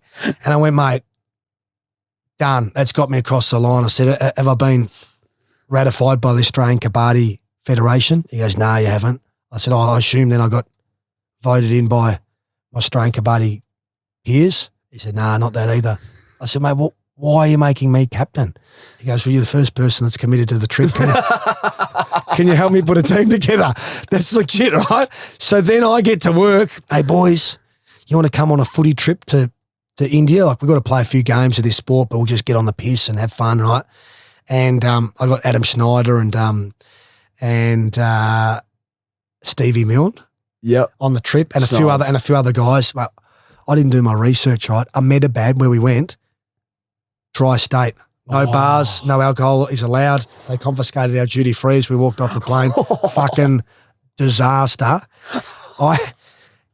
In customs, I had to sign a declaration to say that I was dependent on alcohol for them to give my Malibu back. They wanted to confiscate me Malibu over my dead fucking body. Were they confiscating my Malibu? So I basically had to sign a form saying I was an alcoholic, and we were allowed to take it into our rooms only. And if we took it anywhere else, you'd be arrested because it's against the law of whatever. Yeah, Hindu or. So how was the trip then? Well, it was tough. We were getting our ass handed to us when we were playing Kabaddi and we couldn't fucking celebrate or do anything. I was getting a police escort everywhere I went, being the Australian captain. Oh, that is hilarious. They wouldn't let me out of their sight. Have we got footage of this? Yeah, I've got some photos and shit I can share. So that is pretty great. Unreal experience. And I thought we'd be much better for the run, having been in the Kabaddi World Cup 2017, and they have it every 2 years. So I thought, all right, now we know what we're doing. 2019, we'll be much better prepared. And then the World Cup comes around. Australia aren't fucking invited, are we, mate? They gave us the arse from the whole competition. So I am still the current Australian captain of Kabaddi. Oh, there you go. And mate, I will be forever. A while. Mate, you are something that is unbelievable. Kabaddi. It's so fun. Oh, that's brilliant, mate. Oh, that's good. I had no idea what it was. I was almost not going to ask. They played it on Fox. Once they got wind that we were going over, Schneider, me, and they played it on Fox Footy live. Oh, that is fucking funny, mate. I'd love some video We footage. knocked off Argentina. Oh, you did? So you actually got the chocolates on one. Yeah, big historic moment for Australian landscape. And the skipper. Sport. Yeah, I'm surprised I didn't invite you back if you're getting them chocolates. That'll be a trivia quiz one day. Which country did the Australian Kabaddi team have their first ever victory? Argentina. Who was the skipper? Led by the brown dog. The brown dog. Do you want to say brown dog? Oh, someone leading in. What was your best Stevie Baker story from Isaac Baker? Well, my favourite Stevie Baker story, and they were playing Collingwood, and I reckon Ross Lyon had spent the whole week.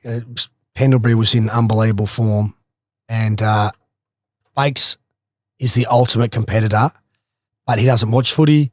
He doesn't take in any footy. He didn't even know how to drive to Etihad Stadium. He lives in Brighton. He had to Rewalt and Montagna. They had to drive him there, and so team meetings all week.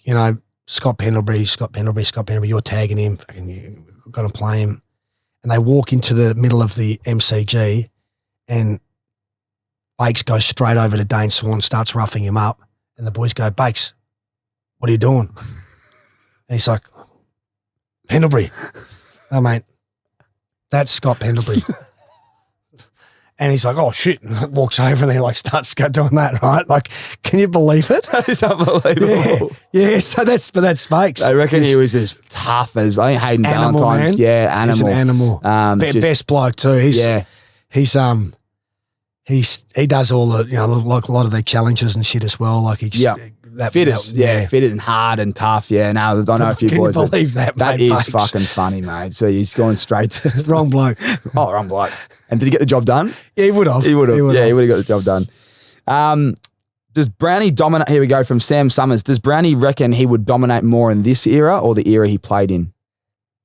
I didn't dominate in any era that I played in, so I would dare say I'd be fucking hopeless, mate, in this era.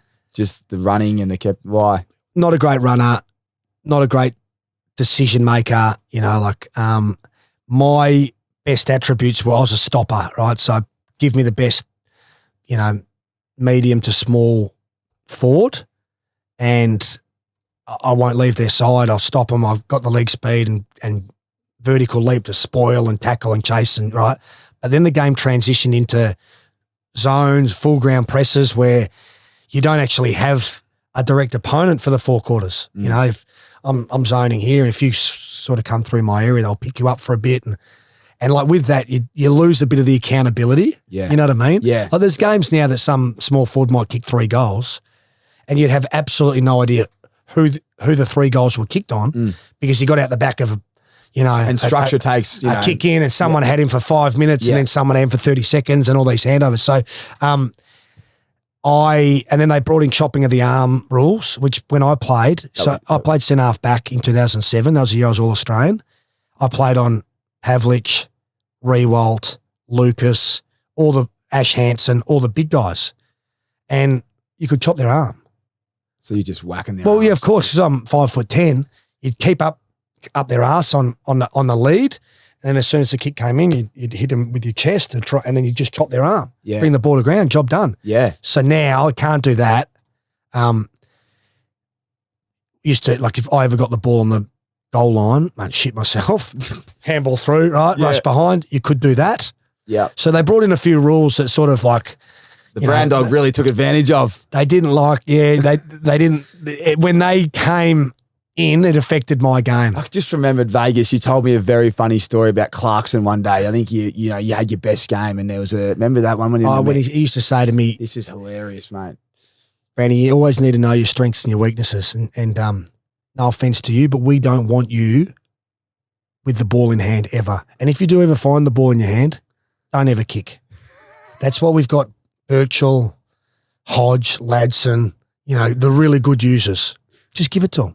So, mate, I got the pill one day, half-back flank, had an acre in front of me. So I ran, I had a bounce, had another bounce. I'm thinking to myself, mate, can someone fucking come near me so I can handball it off, please? Because I'm not allowed to kick the footy. And I think I ended up kicking it long inside the forward 50 and sort of shit myself because the runner came out and they said, oh, mate, good run and carry, Brandy, but for fucking sake, don't kick the footy. And then the other time was when we played St Kilda and I'd had 12 touches in the first quarter. And I've come in at quarter time. Is this the story you're referring to? Yeah, when you had a heap of it. Got 12 touches in the first quarter for a guy that averaged 14. So like I'm world record pace for me. And I'm thinking to myself, I said to the boys, hey, I'm on today, boys. I'm fucking... the footy's just finding me, right? And I reckon, you can use me a bit more. And defensive coach comes flying down with Clarko to the defender's huddle, right? And they go, Brownie, do you realise what they're doing? They're running away from you. They want you to get the footy because you're just fucking turning it over. And here I was thinking I was having a blinder. And then I went and then it clicked, right? I remember a couple of the Saints boys going like, no, Schneid's, no, let him have it, right? Like this. And mate, I was shattered. You imagine like, because sure enough, like I'd try and pull the trigger on an inside kick, turnover, right? Goal. So I think I ended up, without getting the ball again for the rest of the game because Clarko, mate, he wouldn't let me. Oh, mate, there's stuff that people out there don't realise. Like that is literally what they do in the zones. They go, give it to the bloke that we want him to run, carry, and then if he just kicks it long or whatever, Fuck, that is funny, mate. That is, Let him have it. that is so good. So let him have it. Let him have it. What's your favourite part? Here we go. Simon Scott, what's your favourite part about working with the SEN track team? Love your tips, by the way. Oh, thanks, brother. I just it's just a really cool environment that you can go in there, watch something you love, talk about it. Hopefully, tip the listeners into making a bit of money. That's the ultimate, but just enjoying it, and bringing something a little bit different to what can be quite a, sectionals and speed maps and barriers. It can be quite Classic. stale. Yeah. But if you can play a bit of music and have a bit of fun Great with it, energy, vibes. yeah. Love it. Lasbird 33. Why was the rivalry with Geelong so fierce and always just so close? Yeah, I think just two great teams that were pretty similar in the way that they sort of played or liked to play against each other, and just a great respect for one another. Two teams at the top of their game, because you're right, like they were always close. But we had the Kennett curse hanging over us after the 08 grand final, and we knocked them off. And then Jeff said, I think that they're mentally weak, right? And we lost 12 games in a row. I know. But and a lot of them, like Jimmy Bartell kicked a point after the siren, Tomahawk kicked a goal after the siren from 55. We'd be up by 15 points with 8 minutes to go. They go bang, bang, bang, mate. Win. And like every time that they knocked us off, we would be more and more shattered, right? Because how did we lose that? Yeah. And it became, I think the Kennett curse little era is one of the great moments in modern sport. They should do a doco on They it. actually should, right? Because Geelong side were littered with legends. Gary Ablett, Stevie Johnson, Milburn, Scarlett, Harley, Cam Moon, like Lingy, like legends. And then Hawthorn were as well. Buddy, Hodgie, Sammy Mitchell, Sean Burgoyne, like just champions everywhere.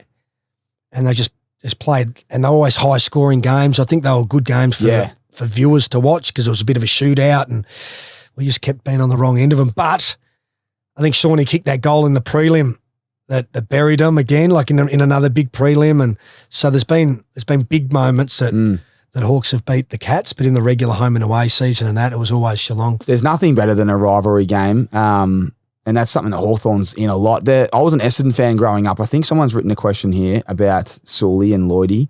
Trying to work out where it. Here we go. Is Lloydie lining up Sul end up as one of the biggest moments of his career? Out of 10, how mad were you? Oh, yeah, we were all pretty mad. Yeah, like Sully's a great mate of mine. You never want to see your teammate injured, but he was in a really bad way. Like when the claw, we take the piss out of Sully because we call the claw. The claw came out. He was out cold before he hit the deck, broken eye socket, and but again, just a great moment in the rivalry. Because Hawthorn Essendon had the rivalry in the 80s, and then I reckon through the 90s, early 2000s, they were a dominant side, and Hawthorn were quite insipid. Like we weren't aggressive, we didn't stand up for ourselves and all that, which led to the line in the sand stuff, right? Which sort of reinvigorated this great rivalry with Essendon. And there was absolute hatred, like it wasn't, I think now it's manufactured a bit. Yeah. With clubs, but that was a real thing. And then when it flared, like we'd go there and we'd want to fucking beat them and we'd want to hurt them and we'd want to really get into them. And we started to win a few games and everything. And then the Lloydie, Sully hit, like took it to a whole new level again. There's a big dust up. I still remember because Adam McPhee, I reckon, had blood all over his face. And you boys, you and Osborne, I reckon, were in there together. That was the line in the sand game. That was the line in the where sand Richie game. Vandenberg got Sorry, 6 that's Richie weeks. Vandenberg game. That one. Yeah, and Chance Bateman. Lloydie was the next one, was it? Lloydie was the next one. Ah, there you go. So bang, bang. Box office. A couple of years later, he did that. And that was Lloydie's last ever game. Was that Lloydie's last game? Yeah. And we'd gone into that game pretty much, the stakes couldn't be higher. We're 8th and 9th on the ladder. Last game of the home and away season, whoever wins plays finals, right? You got Hawthorn Essendon Saturday afternoon, MCG, and we had a few injuries. Bud wasn't playing, and I I think Maxie Gawn had done his knee in the first quarter. He's done for the rest of the game and a few other little things. And, mate, we played pretty well in the first half. We're up by like 26 points. And Lloydie hadn't had a kick and I was chirping him. Oh, you poking the bear. Yeah, I was poking the bear, right? And straight after half-time, he'd obviously gone into the rooms and realised he wasn't playing well and said, like, I think he was contemplating retirement. He said, I'm going to come out and make a statement. I'm going to get someone. I think his intent was to get Sam Mitchell. He lined up at the back of the square. Yeah. And ball gets bounced, trickles that way. And everything just happened to perfection for him. Like, if the ball bounces that way, like, he runs in, he doesn't, do you know what I mean? But he's come through and fucking poor old Sully just copped it. Oh, that would have been a big hit. And so she was on, but it did absolutely change the game. We lost focus. We lost a couple of players. Obviously, now Sully's gone for the day. And I think Michael Hurley kicked 5 in the second half as a young kid, and they got up and won. So Essendon play finals. Lloydie got 7 weeks suspension or something. I get on Clarko after the game, went at him on the ground. Oh, wow. And Mark Evans had to hold him back. He wanted him. And then I was doing an interview after the game and they said something about the incident. So I thought, you know what, I'll have my 2 bobs for it. That's when I called him the biggest sniper in the game. Do you remember that? Yeah, I think I do, yeah. And I said, I hope he doesn't retire because when we play him next year, we're going to square up and all this. Well, mate, all hell broke loose. Harold's son, love that. Well, it's very divisive comments, right? And I said in the heat of the battle, but I stood by them, I still do. But geez, mate, the Essendon supporters, they fucking weren't happy. The Hawk supporters, mate, they were baying for blood, right? Lloydie reckons he needed a police or security to escort him to his car. Like it was proper. Yeah. And I mean, it's not that anymore. Nah. It's not that anymore. Hawthorn play us in round 1 this year. Oh, really? I'm doing the game for 7.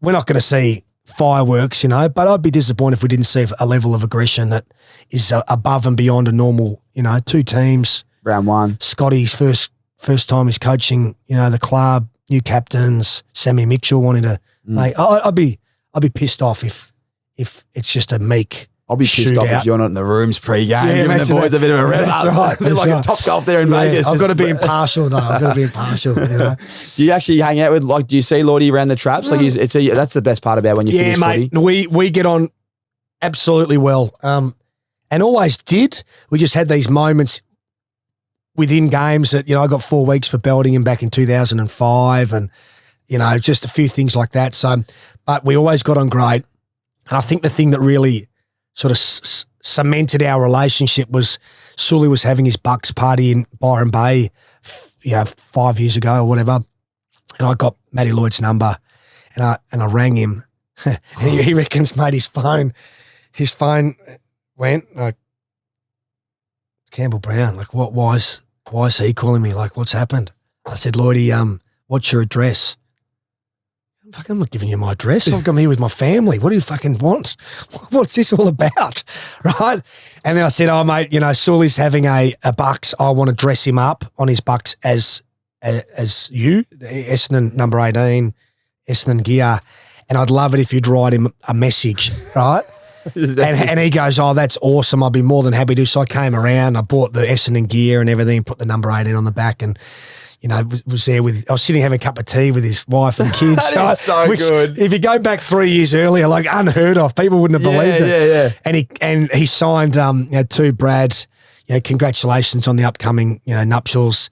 I hope you stay awake at your Bucks longer than you did at the MCG that day. Signed Matty Lloyd, right, which is unbelievable.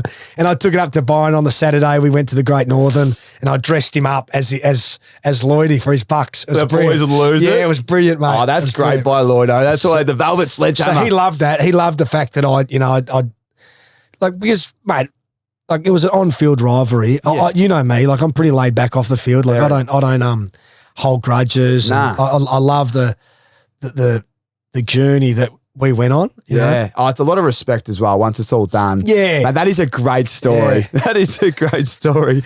Big Lloyd, I'll bring it around. You're having a cup of tea with the fam. Yeah. And one of the most beautiful families, the whole Lloyd family. I know Simon and Brad really well, but Yeah, they're Well, the lure, Brad Lloyd managed me for my first 7 years. Oh, really? And Simon was my sort of footy sports psych when I first got there.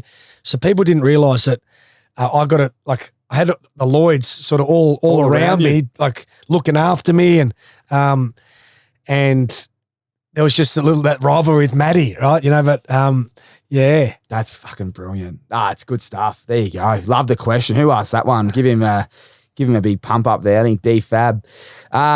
Here we go, Kizza. Big shout out to Teared Up Potty. Did Juddy really go knuckle deep with the gouge? Yes. Yeah, that's true. Yeah, I mean, the vision's clear as day. Juddy eye gouged me. There's no doubt about that. But he was the favourite for the Brownlow in 07, and they suspended Brownlow betting on the back of that incident.